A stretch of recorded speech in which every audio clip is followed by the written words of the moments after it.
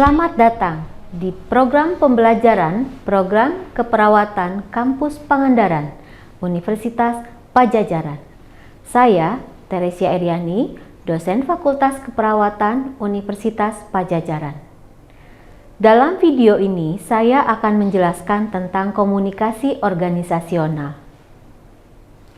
Topik yang akan dibahas pada pembelajaran sesi ini adalah tentang definisi komunikasi organisasional, proses komunikasi organisasional, 3 model komunikasi profesional, lalu communication in nursing, bentuk komunikasi organisasional dalam keperawatan.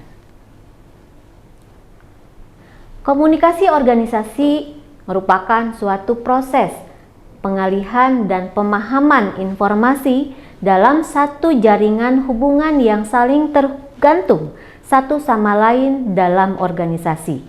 Goldhaber 1993 mengemukakan komunikasi organisasional adalah proses menciptakan dan saling menukar pesan dalam satu jaringan hubungan yang saling tergantung satu sama lain.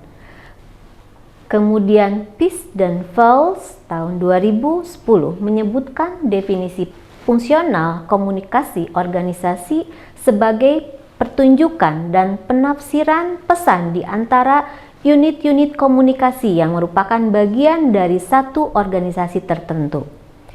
Lalu Moose tahun 2010 mengemukakan komunikasi organisasi merupakan pengiriman dan penerimaan berbagai pesan di dalam organisasi dan di dalam kelompok formal maupun informal organisasi.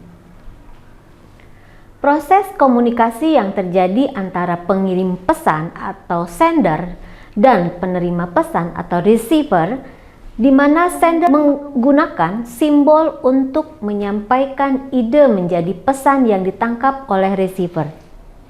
Receiver dengan persepsi dan penafsiran yang ia miliki akan menerima simbol dan kemungkinan dapat mengartikan pesan berbeda makna dari sender.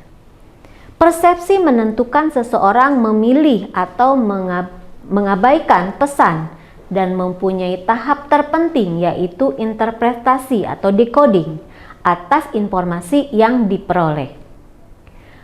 Organisasi kesehatan menggunakan banyak macam kata atau simbol dalam komunikasi dan proses komunikasi yang terjadi menggunakan metode tertentu seperti bertemu langsung, menggunakan surat, atau alat elektronik. Pilihan untuk menggunakan channels atau metode merupakan bagian penting dalam proses komunikasi. Metode membantu penyampaian pesan sehingga dapat diterima secara efektif. Hal lain yang menjadi perhatian dalam proses komunikasi yaitu environmental barriers to communication atau karakteristik lingkungan organisasi termasuk filosofi, manajerial, dan kekuatan hubungan antara sender dan receiver yang dapat menghambat komunikasi.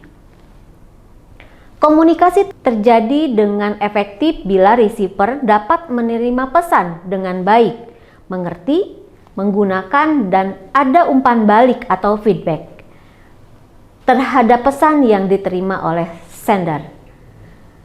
Berikut ini terdiri atau terdapat 3 model komunikasi. Yang pertama, model komunikasi linier. Model komunikasi linier merupakan komunikasi satu arah. Komunikasi melakukan respon yang diharapkan tanpa mengadakan seleksi dan interpretasi. Komunikasi bersifat monolog. Yang kedua, model komunikasi transaksional.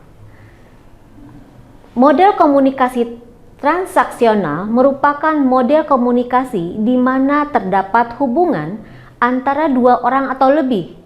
Semua perilaku adalah komunikatif. Tidak ada satupun yang tidak dapat dikomunikasikan. Dan yang ketiga, model komunikasi interaksional. Model komunikasi interaksional merupakan model komunikasi di mana terjadi feedback bersifat dua arah dan ada dialog dan peran ganda. Berikut adalah bagan yang menggambarkan bagaimana komunikasi profesional dalam keperawatan. Komunikasi profesional dalam keperawatan adalah komunikasi yang terjadi antara perawat dan pasien, keluarga, dengan tim kesehatan yang lain, dengan masyarakat, dan komunikasi internal dengan perawat itu sendiri, dengan menggunakan keterampilan komunikasi yang efektif dan sesuai dengan standar profesional. Komunikasi yang baik dalam praktek keperawatan sangat penting untuk membantu menciptakan hubungan yang baik dan mendukung terbentuknya perawatan yang berkolaborasi untuk memperbaiki quality of care dan pada akhirnya dapat meningkatkan patient safety dan risk management. Berikut contoh bentuk komunikasi organisasional dalam keperawatan adalah yang dilakukan saat perawat melakukan manajemen unit. Di antaranya saat melakukan handover atau timbang terima, conference, dan nursing round atau ronde keperawatan. Pada saat handover atau timbang terima, terjadi proses penyampaian dan penerimaan suatu laporan yang berkaitan dengan keadaan pasien. Timbang terima merupakan kegiatan yang harus dilakukan sebelum pergantian shift. Selain laporan antar shift, dapat disampaikan juga informasi-informasi yang berkaitan dengan rencana kegiatan yang telah atau belum dilaksanakan. Kemudian pada sesi conference terjadi diskusi kelompok tentang beberapa aspek klinis dan kegiatan konsultasi. Conference dilakukan sebelum dan sesudah melaksanakan asuhan pada pasien. Dan pada sesi nursing round atau ronde keperawatan, ronde sesi ini bertujuan untuk mengatasi masalah-masalah keperawatan pada klien yang dilaksanakan oleh perawat. Di samping pasien, dilibatkan untuk membahas dan melaksanakan asuhan keperawatan. Akan tetapi pada kasus tertentu harus dilakukan oleh perawat primer atau konselor, kepala ruangan, perawat pelaksana, yang perlu juga melibatkan seluruh anggota tim. Berikut sumber bacaan yang dapat Anda baca dan telaah lebih lanjut terkait dengan komunikasi organisasional. Demikian pemaparan penjelasan tentang komunikasi organisasional. Sampai bertemu lagi di program pembelajaran di program studi keperawatan Kampus Pangandaran, Universitas Padjadjaran.